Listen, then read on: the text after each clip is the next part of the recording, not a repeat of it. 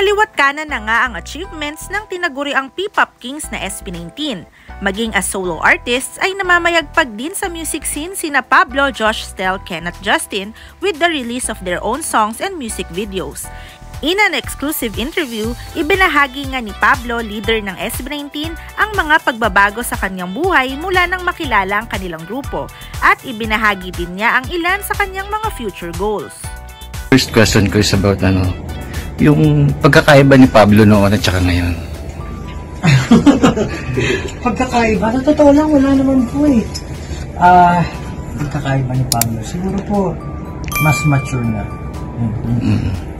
Sa lahat ng experiences ko sa buhay, ang dami kong pong pinagbago.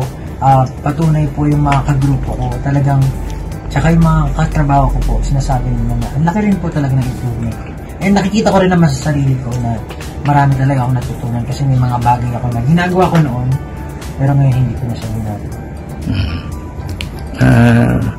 Pakiramdam ng isang sikat na grupo or individual person na gaya ng SB19. Pakiramdam? Well, firstly, sobrang masaya po kami kasi yun naman po pangarap talaga namin po yung makamit or ma-achieve yung gusto namin mangyari as a singer or as a performer. Mostly thankful lang po sa lahat ng nangyayari kasi hindi naman to biro, hindi naman to basta-basta. And kahit sino man pong tao kapag nakamit po nila yung gusto nilang mangyari sa buhay, for sure magiging masaya po sila. Pero yun nga po, syempre may mga consequences. Kapag sumisikat ka, parang nandyan na po yung parang medyo limited na po yung freedom mo, hindi ka na pwede lumabas masyado. Kasi ako po, honestly, ayaw ko po nag-create ng commotion when lumalabas ako. For example po, nagpunta ako sa mall, tapos may nakita sa aking fan. Okay lang naman po magpa-picture, pero usually po kasi nangyari, kapag may nagpa-picture, parang nakokot yung attention ng ibang tao, tapos nakakahara na po kayo sa daan. So yun po, madalas talagang sa bahay lang, pag hindi sa bahay, office, if may kailangan sa malls, papabili na lang, kasi yun po yung mga iniiwasan. Pero, yun po, masaya po. Mostly masaya kami. Pero kung papipiliin ka, Pablo noon o Pablo ngayon? Ngayon po, kasi po, sa totoo lang, syempre, ngayon, kumakain na kami lagi-lagi. Hindi po, parang ngayon po, kumakain naman kami lagi-lagi, pero ngayon po, mas na-enjoy na po namin yung security ng earning. Kumbaga, kapag may gusto kaming food, mabibili namin. Tapos, ang dami ko rin pong learning pagdating sa kung paano mag-handle ng mga tao.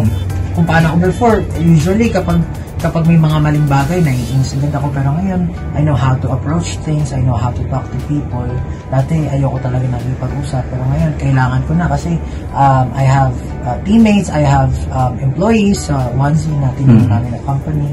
Ayun po, mga bagay-bagay na natutunan ko na hindi ko naman masasabi na masama lahat, pero it's something na hindi ko pagpapalit kasi lahat po yung learning ko kasama yung kagrupo ko sa mga tao.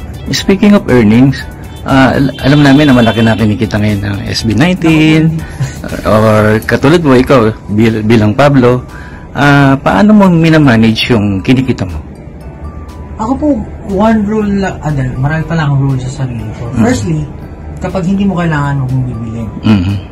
Tapos, if gustong gusto mo, make sure na parang 5 times, kaya mo siyang bilhin ng 5 times. Yun lang po yung rule ko sa sarili ko. So, ngayon po, wala pa akong binibili masyado talaga. Kasi nag-iipon po ako for my own home. Parang malayo pa tayo. Pero yun. Pero nagplano ko bang magnegosyo just in case na makaipon ka na? Opo. Anong klaseng negosyo? Ang ko po talaga parang, ano bang tawag doon? Clothing brand po. Kasi mahilig po ako sa damit. Hindi lang po halata kasi hindi ako madalas doon. Gusto ko po comfortable clothes. Pero mahilig po ako mag-design din ng damit. Mag-forma-forma. Pero, okay. Kumusta na, teka, bawal pala itanong yun.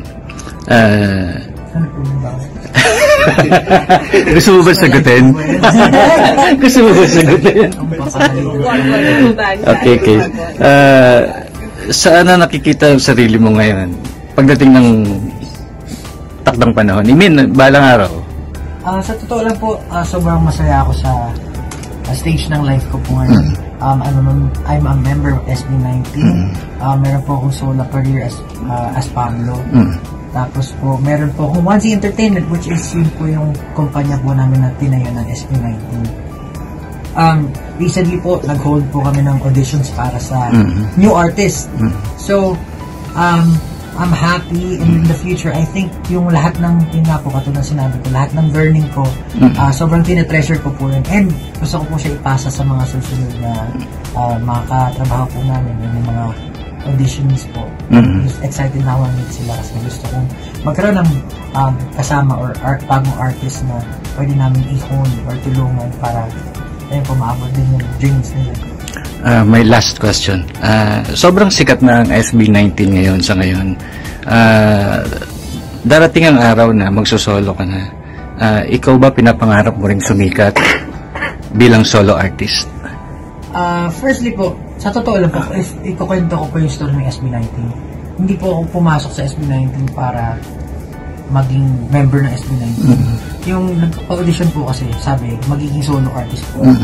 Usually po kasi hindi ako magaling pagdating sa group setting kasi very strict po ako pagdating sa mga gusto kong gawin.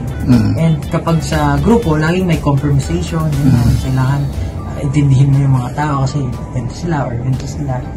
Tapos po, nagulat ako, parang sinama ako sa grupo. So, napunta ako sa SB19. Pero, it's one of the talagang blessing po na masasabi ko kasi ang dami kong natutunan working on a group setting.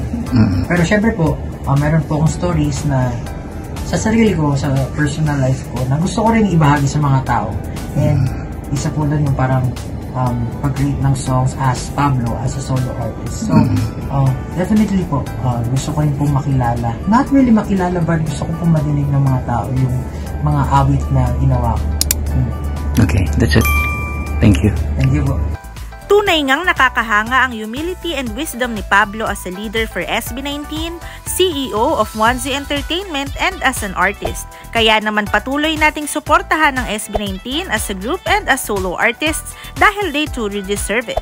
Anong masasabi nyo dito? Let us know through the comment section below.